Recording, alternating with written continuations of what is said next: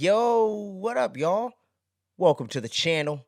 I'm your host, Will. This is Phantom Frequency, where we get into the entire multiverse of pop culture as we know it, whether that's movies, anime, TV shows, or music, like today's topic of the video. Make sure you're supporting the channel by clicking all the buttons below the video, share, subscribe, all that good stuff. Really does help the channel grow immensely, and we appreciate all the support those that have been giving it lately and any day from day one to now. We appreciate each and every one of you. But today, we're going to be getting into one of my favorite topics, one of my favorite subgenres of music in general, especially in the world of rock music. And I'm talking about my personal favorite, and I'm doing a tier list ranking of some of my personal favorite and not so favorite pop punk bands. We're going to be picking 18 bands specifically. If there's any bands that you think were left out, let me know which ones you think we should have been included here in this video. And if you want to see some more bands, you have a lot more suggestions, and there definitely was more options that I definitely dropped from the list. There might even be a part 2. So let me know if you're digging this one. But with no further ado, let's get right into this bad boy right now.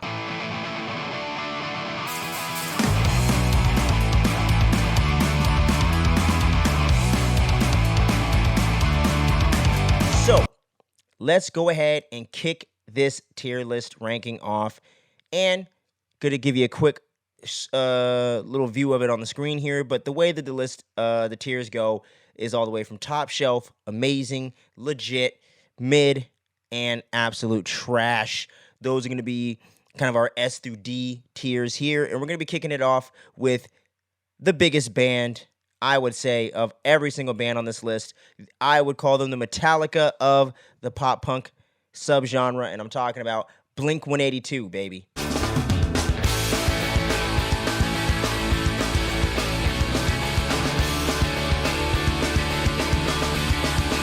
Blink-182, been around for about 30 plus years now. Finally got the chance to catch them live recently, a couple months back in LA, over there at the BMO Stadium. Parking was trash, but the show was absolutely amazing. Turnstile opened up. Great fucking vibes. Great times. And Tom was fucking right. Y'all, aliens exist. I told you. We told you. He told you. We all told you. But for reals, though, absolutely love this band. One of my all-time favorite artists in music. One of my favorite bands of all time, bar none. When I heard What's My Age Again off of a CD mixtape back in 1999, it completely changed my taste in music, completely changed my life in a certain sense, and kind of got me even interested in music to begin with. One of those main songs that really got me going, you know? So, and just seeing the legacy that they've laid over the course of the years, man, and just the run that they had as the trio that we know today with Travis on the kit and, Mark and Tom, of course, on vocals and bass and guitar, respectfully, of course. Other way around, you know what I meant. But with that legendary lineup, they achieved so much success in the course of like 6-7 years, man. All the way from 99's Enema of the State through Take Your Pants Off and Jacket in 2002, 2003, or 2001. Yeah, 2001, I think. And then 2003 was the self-titled album, the last album of the initial kind of classic Blink era, and they had releases before that, of course, with Cheshire Cat, and they had some really hit singles too, and some really great jams that still hold up to this day, like Damn It, Josie, M&M's, you know what I mean? So Blink has had greatness for years. I love their absolutely comical stage presence that they have, the dirty jokes, the dick jokes and all that, the fart jokes, all the stuff going on. It just really helps reinforce the identity of the band that is Blink-182, where they don't take themselves too seriously, even though I'm sure they're well aware that they're awesome musicians, they're legends in their own right. They never took themselves too seriously, still don't to this day, and to me, that goes a long way.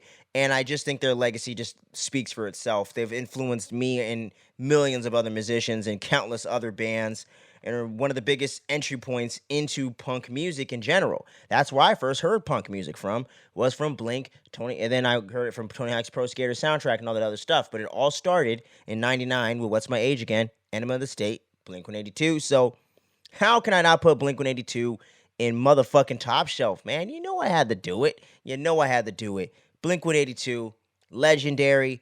I ain't even got to list the singles, man. Come on now. The Rock Show, What's My Age Again? Even deeper cuts like Anthem Part 2, Every Time I Look for You, what is that? Violence. Man, there's just so many great tracks. Mutt.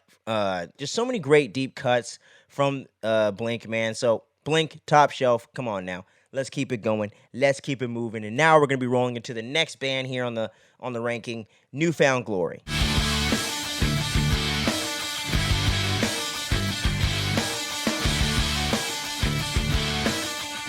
So when it comes to Newfound Glory, I personally have never been a huge fan of this band. I've always respected them. I do think they have a few tracks that I can vibe with a little bit, you know what I mean? And they definitely have made a stamp on the pop punk genre. But if I'm just being honest, they just never really been one of my personal favorites. Had the chance to see them live and things of that nature in the past. Just was never a band I got into. But are quite influential if you really look at it, and are quite important to the subgenre. Not necessarily on Blink 182, Sum 41, Good Charlotte levels, I would say, of just overall fame. But they've definitely been around for many years. They've played all over the world. They're staples of this subgenre for sure.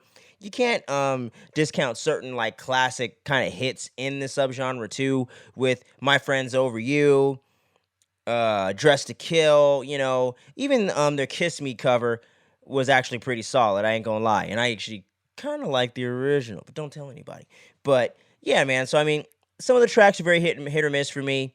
But overall, I respect Newfound Glory, so I'm going to drop those guys into the legit category. Can't quite get them into the A tier. Definitely not going to put them in S tier, but I think legit in that B tier as a respected, well-known band, I think is very, very fair. So that's where Newfound Glory is going to end up today.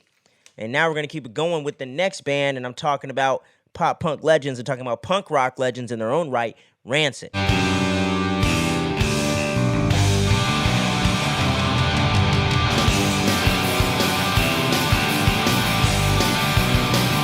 I have always been a very casual fan of Rancid, but for the songs that I like and for the songs I enjoy, they're absolute fucking bangers, dude. Come on, Time Bomb, Fall Back Down, Roots Radical, and of course the most famous of them all, Ruby Soho. It's even used for Ruby Soho's entrance in AEW, All Elite Wrestling, today. They even performed it live at one of the pay-per-views, man. That just goes to show the legacy that is Rancid. And they're one of the most important and influential pop punk bands, bar none. They're one of the first pop punk bands, I would say, to add a little more of that pop element, to make it a little bit more accessible to a wider audience without selling out, and with keeping it really punk rock, and with keeping the actual attitude and the vibe alive. And come on, man. It's fucking Rancid, dude. They've always had a great live show. I never got to catch them personally, but I've seen videos and things like that on YouTube and heard from different friends and some of my slightly older friends that are in their early 30s and stuff like that that got a chance to kind of follow their careers a little bit more closely than I did, being a mid-90s kid. But overall, Rancid is an awesome band, highly respected, at least in my personal opinion, and one of the most important bands on this list, if not the most important, kind of in a way, or I would say one of the most 2-3 most important bands on the list. So Rancid is definitely going to be jumping up there in the top shelf, no doubt. And we're going to keep this thing rolling with maybe the grandfathers of pop punk as we know it. I would say probably the most influential pop punk band on the list in terms of establishing the genre as we know it and as it sonically is known to us. And I would say that's going to be with Descendants, baby. Come on now.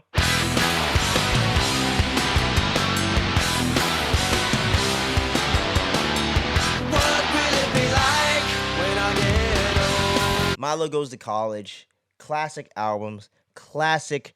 The band's logo, while kind of simplistic, while almost kind of lame looking, is iconic in its own right. And they have a laundry list of fucking hit tracks, and some of those songs are just so fucking awesome. My personal favorite from these guys is I'm the One. That shit just goes so hard, man.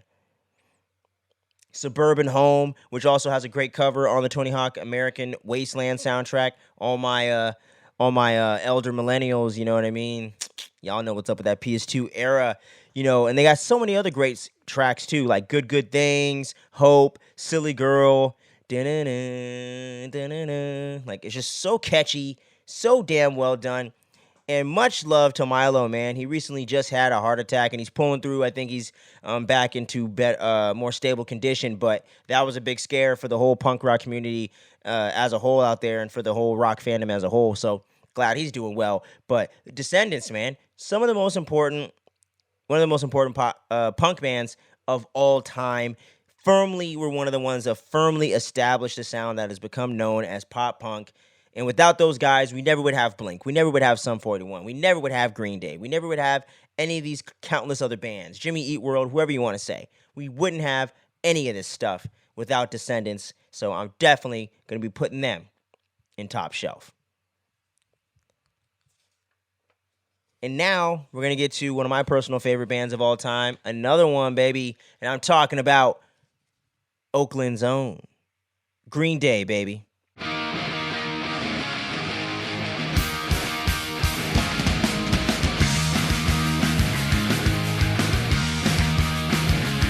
Fucking Green Day, man. How are they not going to be on a pop punk tier ranking, man? I know some people don't necessarily consider them full-on pop punk. To me, they epitomize the fucking genre. They were straight up Berkeley, Gilman. They were straight up in the DIY punk scene from Jump Street. Came in the game around the same time as Nirvana, actually, just didn't pop off at the same time, and we're obviously in two different states. But they actually started in the late 80s, getting into 1999, 1990. So Green Day's been around just as long as Nirvana, and actually took a very similar path to where they kind of just made very poppy, catchy versions of punk rock songs that became international hits. You know what I mean? Especially with their debut their first major album, not their debut album, but their first major studio album, Dookie, which is actually going to be celebrating its 30th anniversary next year, which is insane to think about. They actually have a big old 30th anniversary collector edition or some shit they're about to be unveiling pretty soon here in September. So by the time you see this, it should be about a month afterwards. All my Green Day fans, get on that pre-order. I'm going to have to try to do the same, but, So Green Day, definitely, they went full-on mainstream pop punk. It's catchy stuff, it's juvenile lyrics, it's catchy hooks, pop influence, pop friendly chord progressions. You know what I'm saying? Good Riddance is a fucking graduation pop hit. Wake Me Up When September Ends. Come on, man. Like, they're pop punk, bro. Like, come on now. Now, I do understand that there's a lot of Green Day detractors out there, but for me personally, man, they just have so many great tracks. They've always been great songwriters, in my opinion. In a similar way to Blink, I think for the most part, they don't take themselves too seriously. I think Billy Joe Armstrong, the lead singer, and has had his moments. But I would say Trey Cool, the drummer, and Mike Dirnt, the bassist, never really have taken themselves too seriously at all. And, they have so many legendary, iconic moments, too, like Woodstock 99, the Mud Fight, American Idiot coming out and becoming a fucking Broadway play. Like, there's certain accolades you just can't deny when it comes to Green Day. So I'm definitely going to be throwing Green Day in a top shelf. One of the most influential bands on this list. That is for damn sure. Their legacy still goes strong to this day. I didn't necessarily love their latest album, but overall, I do understand that they have to evolve their sound. It's not 2002. They got to do something different. It's not the 90s. They have to try to evolve if they're going to keep releasing music. And I even think it's some of their side projects like The Network and some other things that they've done, I think are really, really well done as well. So I just have a lot of love for Green Day. They're always going to be one of my favorite bands. One of the first artists that really inspired me. So I'm going to have to throw Green Day in top shelf, of course. But let's keep it moving. Let's keep it rolling, man. Enough of this kissing of the ass. It's time to get into a band that I'm not so hot on. And I'm talking about Buzzcocks. The Buzzcocks, I should say. You stir my natural emotions. You make me feel under the hood and I'm hurt. And you could technically say this might be the very first pop punk band to ever exist, or the first band to ever experiment with the sound that has become synonymous with pop punk music. And the Buzzcocks are definitely it. They've freaking popped off. Formed in the late 60s, popped off in the early mid-70s. So these guys have been around for a hell of a lot longer than people like Green Day, Blink, and Sum 41 and things like that. Even No Effects doesn't go back quite as far as these guys. So these are definitely some of the this is definitely one of the most influential bands on the list for sure. But I must say, past some of their big hits like Ever Fallen in Love, What Do I Get, I Don't Mind, their impact on the genre is not exactly as strong as some others on this list, if I'm being honest. And I just think, even just as me as a singular pop punk fan, they never really had much of an impact on me either. I prefer the cover version I've heard of the song than their original version. Like I said, still very influential. One of the most important bands on this list, because without the Buzzcocks, you wouldn't have had people like Rancid or Descendants or NoFX that pioneered that sound into the 90s or through the 80s into the 90s. So without that first initial kind of genesis with the Buzzcocks and maybe people and some of their contemporaries in the 70s, we wouldn't really have this genre. So you got to pay respect where it's due. But at the same time, I don't think their legacy is held as strong and their influence isn't as strong either as you would think. People like the Descendants sound exactly like modern bands that are doing pop punk music for the most part, just more polished production. So many bands I know sound like Blink, sound like Sum 41, you know? They sound exactly like that. Where they're not exactly like the Buzzcocks. I don't ever hear anyone name drop the Buzzcocks as an influence on their band or anything like that. So I'm going to have to throw them in the mid tier. They're not necessarily a bad band, but they're definitely far from great, in my personal opinion. And once again, this is all subjective, so not saying this is an objective list by any stretch. But I got to be honest, can't really put them any higher. But moving on to another very, I would say actually one of the most underrated, if not the most underrated band on this list. Not necessarily a top shelf band per se, but we got to talk about Lagwagon if we're going to talk about pop punk.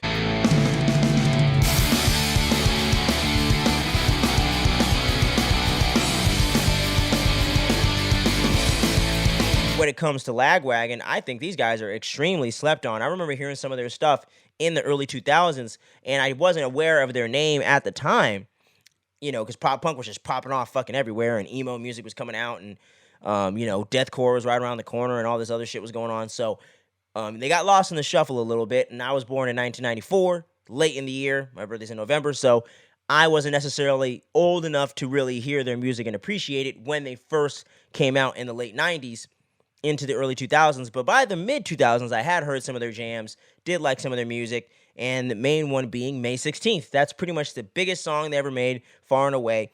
And for good reason. It's so catchy. It's so damn well done. You can't deny it, y'all. Violins. Tracks like Sleep. Even E Dagger. Not my favorite, but it's pretty good. Pretty well produced song, you know? And Lagwagon, like I mentioned earlier, was kind of a part of that first initial mainstream kind of wave that Rancid and Descendants kind of set the stage for, and where Green Day and Blink kind of took it and ran with it into the 2000s and made it blow up to higher heights that had ever been thought of before.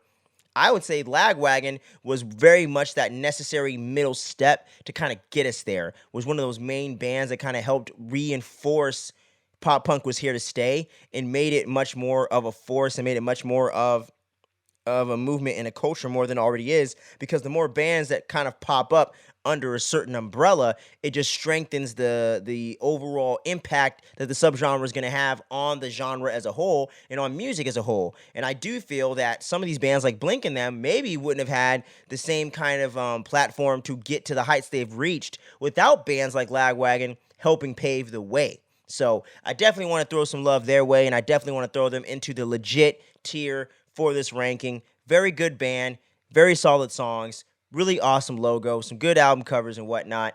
Not necessarily the strongest overall influence, but you got to throw them in there. They are a pivotal building block of pop punk as an entity. So I definitely want to throw some love to Lagwagon. And as we keep moving on here, this might be one of the other most kind of mainstream successful bands, I would say, out of all 18 of these bands we're talking about today, and that's Jimmy Eat World.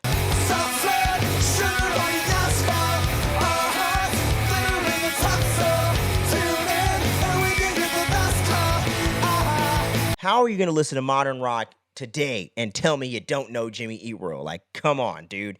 The middle, sweetness, like, I almost know all the lyrics to those songs, and I rarely ever listen to those. Not that I don't like those songs, I just prefer other songs from this band in particular. I actually like a little bit more of their darker stuff from their second album, Futures, with songs like Pain and things like that, which I actually heard from one of the Tony Hawk soundtracks. I know that you might be seeing a little bit of a parallel there. Might even have to do my own little video talking about that, because Tony Hawk's Pro Skater and pop punk go hand in hand, and punk in general and all that stuff. But anyway, getting back to the topic at hand here, Jimmy Eat World, man.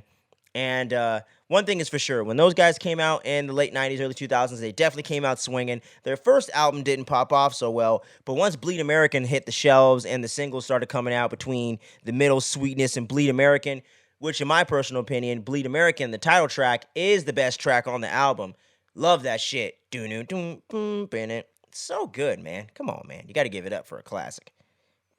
And yeah, man. And as I mentioned earlier, their second album, Futures, definitely took that sound, added a little bit of that emo blend, which is kind of the big reason why I think Jimmy Eat World is like always towing the line between emo and pop punk, because their early stuff is very punk rock focused, very pop punky. But then when you get to Futures and some of the later stuff, even after their third album, which didn't do so hot, Chase the Light, I do feel like they've dabbled into darker, more emo-ish territory, and I think it really has worked well for them and just showed their dynamics and range as a band. And I do think I never saw them live, but from what I heard, they do perform pretty well live as well.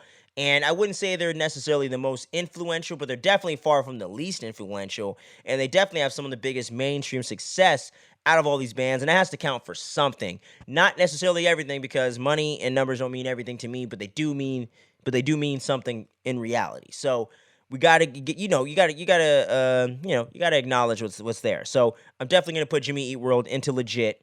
Very good band. Don't necessarily love a lot of their more latest stuff, but I do got to throw some love out there. Do think they're a very important band for the genre overall, just not necessarily important to me as a music fan.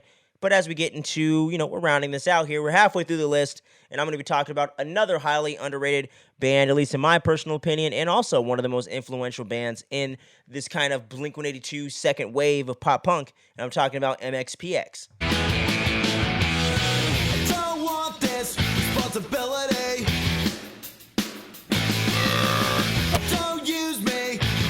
MXPX is actually still going strong to this day, and they actually have an album that's going to be releasing sometime, I think, before the end of the year, potentially early next year. Just depends what's going on, but MXPX is still going strong, man, and I think they are very, very, very underrated. I think they have some extremely catchy singles, some really awesome songs, man, like Chick Magnet still hits to this day. That song came out in like 95, 96. Still is fucking banging, man. Responsibility, like, so fucking catchy. Very cliche for that pop punk sound, you know what I mean? That early 2000s kind of angst teen thing going on with all the kind of raunchy teen comedies, but it's just a damn good song, man. You can't deny it. And then they even have some more modern songs that I think are still really well done, like Let's Ride. Even going back to some of the old school stuff, Punk Rock Show, man, like really, really old school stuff. And that more raw early days of MXPX, And then even as recently as 2021 with their single Stay Up All Night. Pretty damn good song. Like, not bad. So MXPX still kind of got it, man. And I highly respect the band. I actually wouldn't mind catching them live, man. I kind of bummed I missed them back in the Vans Warped Tour era, you know what I mean? Back in the mid-aughts and all that shit. But MXPX is a damn good band. They're another one I'm going to have to throw into that B tier, into legit category. Awesome band. Not quite great, but an awesome band. So now we're going to get into probably the hottest take on this list. And we're going to get into a band that I don't really like that much, except maybe a couple songs. But I do understand their importance and impact. And we're talking about NoFX.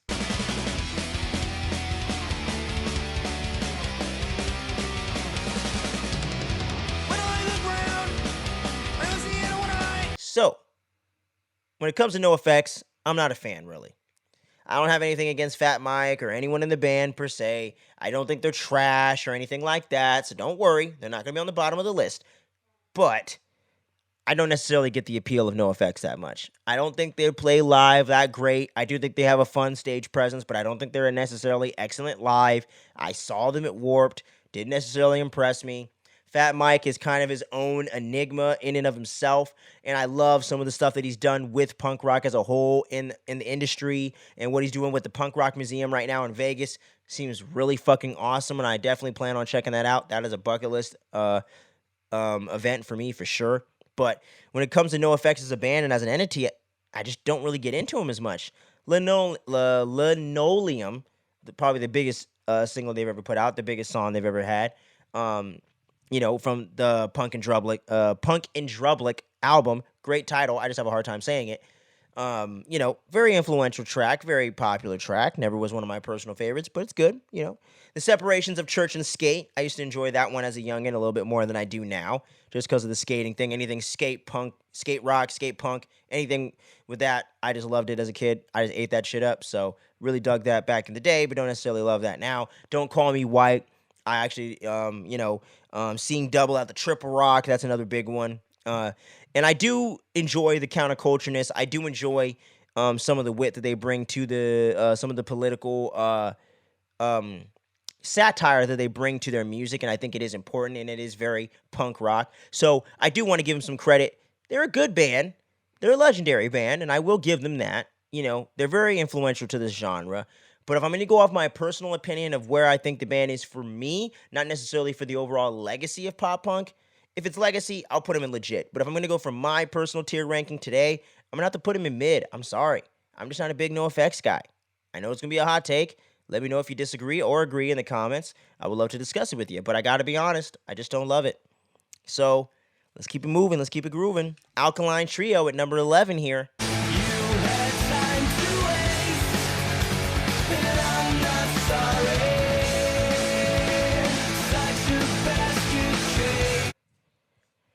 This is another band that I'm not necessarily a huge fan of, but I'm a huge fan of a particular set number of tracks, though. So, do want to give them some love. Definitely a damn good band, overall. But, tracks like Radio, Time to Waste, Calling All Skeletons, dabbling with a little bit of that emo flavor with Crimson back in like 06, 07 with their third or fourth album, whatever album that was in their discography. But, started out in the 90s and everything like that, so they're definitely a part of that they're definitely part of one of the establishing bands of that second wave, if you will, as I say, kind of that first initial wave that kind of got everything to the mainstream as we kind of know pop punk today, because a lot of people kind of categorize Rancid and Descendants kind of outside of that as just regular punk bands, NoFX kind of as well, but I personally don't think that's the case, but, you get what I'm saying. And overall, I do think Alkaline Trio has not been the most consistent band on the list, similar to bands like Jimmy Eat World that I mentioned earlier and people like that. But I do think they came out swinging with some really awesome tracks, some really solid albums, and they play a pretty damn good live show because I did actually get to catch them. So I do respect Alkaline Trio, never been one of my favorite bands, but I do see the appeal, and I do see a little bit of the impact they've had on the genre, but don't necessarily think it's huge. So I'm going to be throwing those guys into mid-tier, all right? I don't really revisit them all that often, but when they come up on my Spotify playlist, I do jam out to them a little bit, so I'm going to throw them in the mid. Now we're going to get into another band, and my least favorite band on this list by a long shot, and I'm talking about Neck Deep.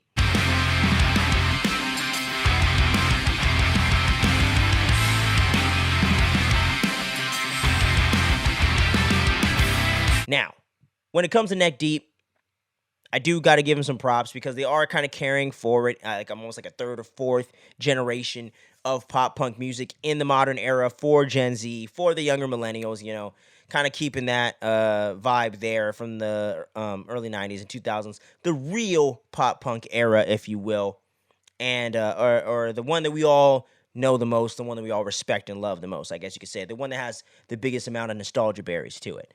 And for me, Neck Deep just doesn't hit for me, man. It's just something doesn't connect. It's just something between the more modern production and modern influences they're mixing in there. I don't know. It just doesn't play for me that well. I don't necessarily think pop punk has to sound exactly like it did back in the golden age, if you will. But I do think that it has to have a certain vibe to it in order to feel a little more authentic to me. And I don't know, man. There's just something about Neck Deep. I just don't like their sound. I'm not a big fan of the vocals. The instrumentation's fine. The production value's really good. I do like how they have like more no effects kind of MXPX Lagwagon style of artwork. It really does harken back to the era that they are fans of and they are trying to pay respects to. So I do think they're a talented band. I do think that they're a solid band, but I just don't necessarily, I can't really get into them. So I'm going to throw them into mid tier as well. Just being honest, just got to keep it real. If you disagree with me, like always, let me know down below. But Neck Deep just doesn't do it for me, man. Just got to keep it real with y'all. Now it's time to get into one of my personal favorite bands on the list. One of the biggest pop punk bands, bar none. You can't argue with that. And I'm talking about Sum Motherfucking 41.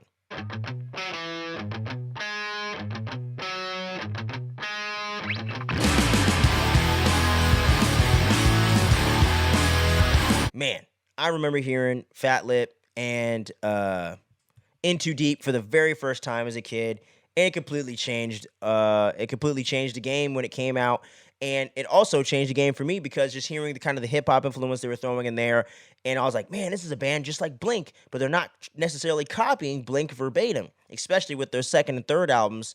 Does This Look Infected and Chuck, where they really expanded their sound and went into some new directions with songs like the Hell Song and you know, a lot of great stuff like that, you know.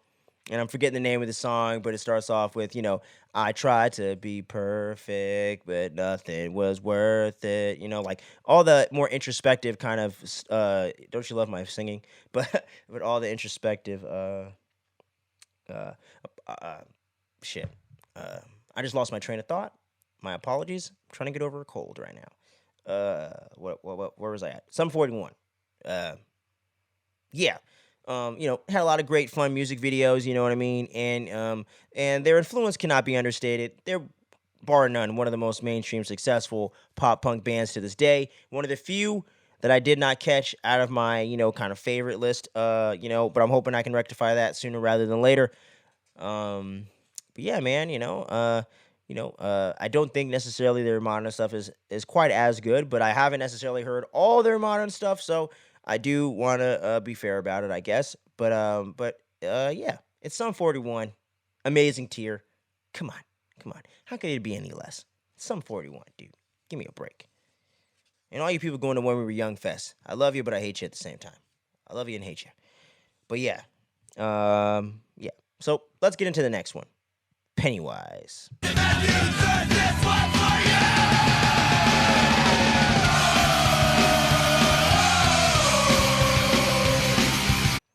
No, I ain't talking Stephen King. We're not floating.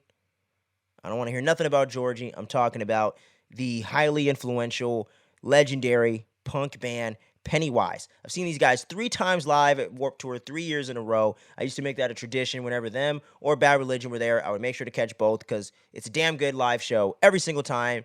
And it absolutely blew my mind. One of the first punk bands I ever heard live or otherwise. And they just have a laundry list of classic hits, so many great albums, such a great legacy they've left behind. Similar to Rancid and Descendants earlier in the list, they to me are a part of the initial bands that built the foundation that pop punk was built on. You know, Bro Hymn, Fuck Authority, Revolution. Let me refer to my notes here. Let Us Hear Your Voice. Peaceful Day was one I was bumping the other day. I had forgotten all about. Pennywise, man, their tracks still hold up to this day. The political commentary and things that they're talking about still hold up, still very current, still very prevalent, you know, and they still play a great show and they're still going strong, you know. Haven't listened to their modern releases as much, but overall, Pennywise carried into the 2000s pretty well and had a pretty strong catalog for the most part. The 2010s to now I haven't kept up with as much, but I would say from when they got started in the late 80s and through the 90s all the way into like 2006, 2007, it's pretty strong run. So, yeah, you definitely can't make a pop punk list and not mention Pennywise. Definitely one of the better bands on this list. One of the best bands performance-wise, easily. I'm definitely going to throw them into the amazing tier for sure. And let's get into another personal favorite of mine, Good Charlotte.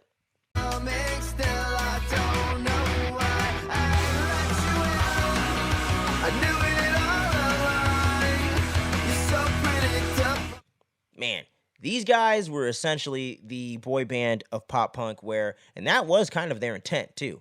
And they really took it to the mainstream level. Blink really teed it up. Green Day, Blink really teed it up for these guys. Sum 41 and Good Charlotte really took it and ran with it, but Good Charlotte really went down the mainstream pop route and never really shied away from it whatsoever in any of their releases. The anthem, Boys and Girls. They sound just like pop songs. Like they don't even sound like punk songs when you really strip them down and shit. Yeah, and but they do have stuff that sounds very straight up punk rock, like um uh I'm forgetting that song.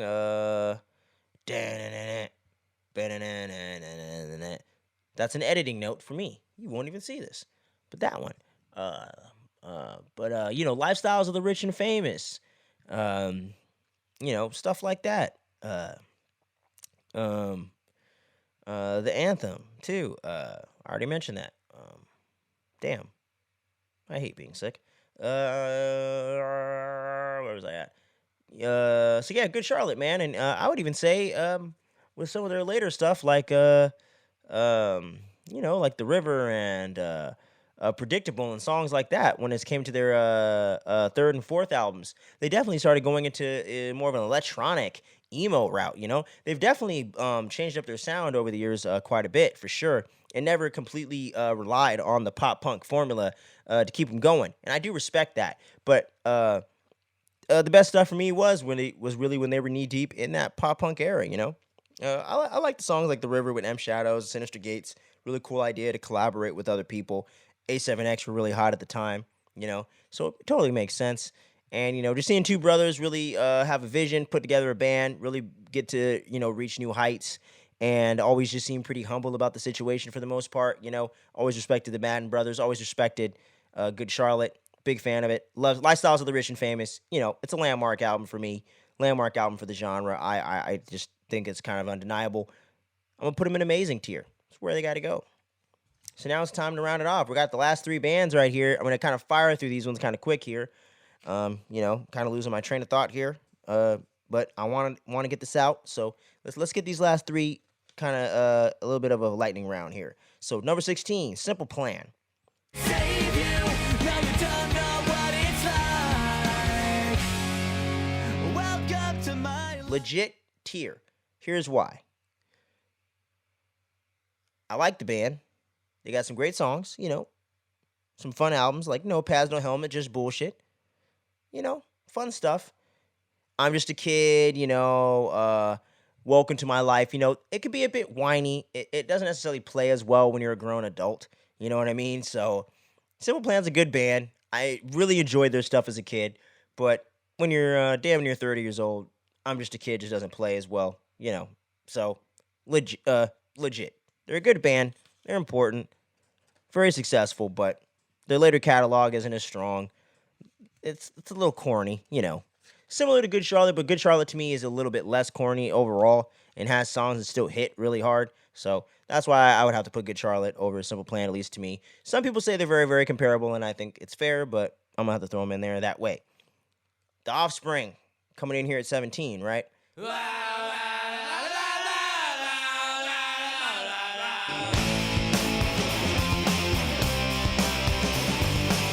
Very influential band on this list as well. They go back quite back into the late 80s as well, similar to Pantera, No Effects, and some of these other bands, and just rock in general.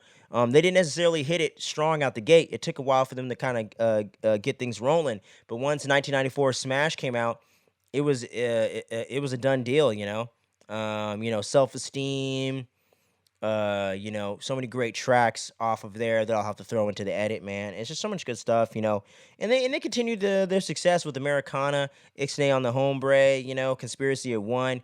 All of those had a string of just great songs, Why Don't You Go Get a Job? That's a fun, catchy tune right there. Reminds me a little bit of Longview from Green Day a little bit. Just the overall like theme of the song. With parents bitching about stuff and like, why don't you go do some shit if you bitching at me and I'm gonna do my thing or whatever. That teen young adult angst that's very pop punk. And the one thing that kind of holds back the Offspring from being a little bit in a higher tier that I'm gonna have to give them here. put them in legit is because I don't think their mid 2000s catalog to now has been anywhere near as strong as their mid to late 90s stuff. I would really just say from the early 2000s on, it just never really hit as hard, you know? The 90s was kind of the Offspring's golden era, and that was kind of the best time to be an Offspring fan. And that was kind of when their best material was coming out.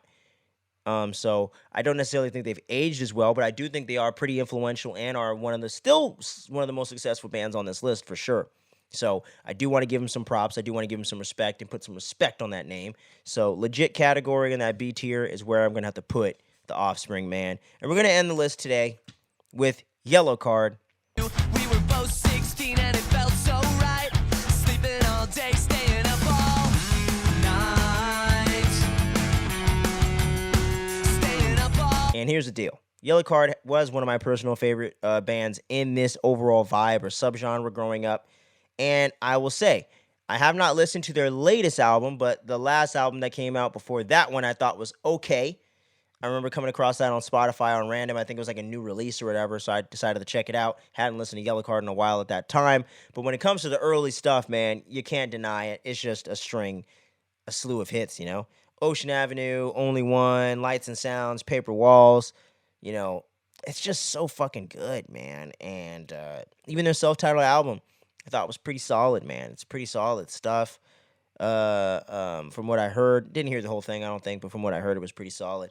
But Yellow Card's a damn good band, and the overall creativity of bringing in a violinist, if that's how you say it, to perform with them and bring this whole new energy and sound.